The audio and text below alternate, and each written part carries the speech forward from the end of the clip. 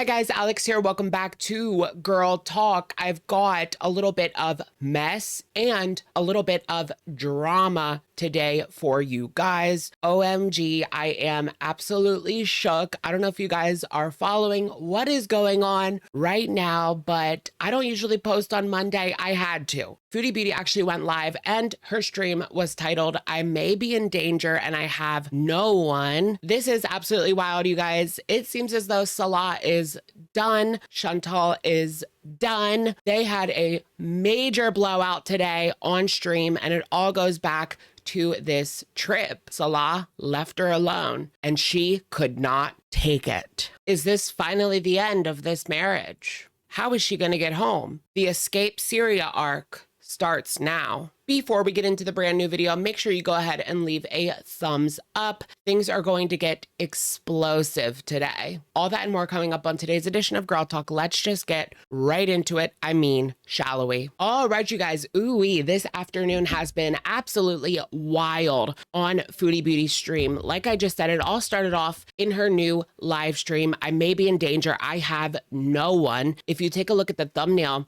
it includes a text thread between her and Salah. Salah says, if you ever go live in my house or you talk about me or my family, I will show you what you deserve. Last warning. Chantal replies, I'm not afraid of you, dipshit. And then he says, don't let me do things you never expected.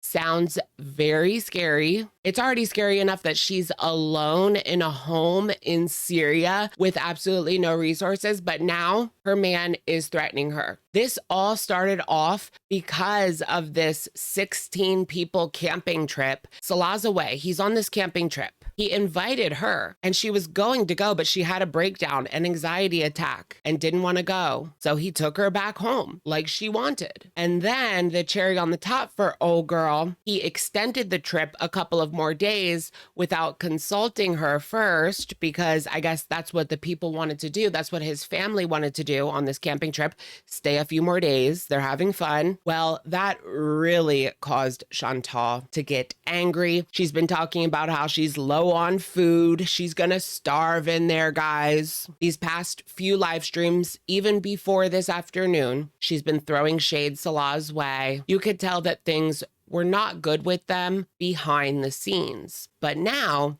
she lets it all hang out. She gets on and she is crying and hyperventilating off screen. You can hear her. She doesn't want to turn her camera on. Obviously, I'm sure she looks an absolute mess. I don't know the last time she showered. I don't know the last time she freshened up. She is stuck in that home. There's a gate. She can't get through it. She can't get over it. She's trapped in there, guys. She's on the phone fighting with Salah over text. You can tell that things are very bad, just the way that she won't stop crying. And people are in the chat right away saying, call the police, but she can't. I mean, she even said herself, even if she were to call the police, they might have Salah's side in this situation. This is Syria. They don't even really have those resources right now. He has her bank card, so she doesn't even have any money. She's afraid that he might destroy her card. She gave it to him just in case there was an ATM somewhere out there. Girl, in the desert? That's not adding up. Why would there just be a random ATM out in the desert? Chantal says she's afraid because you're not allowed to insult men over there. And Salah is in the side chat arguing with her, telling her that she just insulted him and his dead mom. Yeah, so things really went there.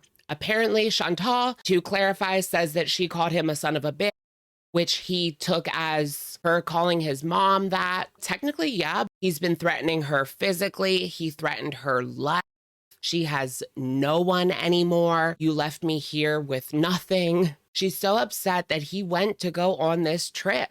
And she is lashing out because she doesn't want to be alone in Syria, or it doesn't even have to do with Syria. She probably would do the same thing if she was in Kuwait in the apartment and he went away for a weekend. You know what it reminds me of? Amber Lynn Reed, the way that she would time Beck when they would go with their family, even when their family was in the hospital and they were visiting. Amberlyn would set a timer and count down until they had to come home to cater to her. This is kind of giving that. Why can't you spend a weekend alone at the house? Salah claps back at her, saying that she is crying victim. Has he been watching Girl World reaction channels? Where'd he get that one from? She says that he is treating her like crap because he doesn't have anything to get out of her anymore. The money is done. The money dried up. He has his own thing going on in Syria, and he doesn't really have anything to gain from her anymore. So lately, he has been treating her poorly. And yeah, I believe that. Go ahead and take a look at this clip where Foodie Beauty goes off. I'm losing my family over someone like you insulting my innocent family. Excuse me? You're a narcissist. Oh my god. You said your family hated you because you're with me and I can't have kids. Do you think I give a shit what they think?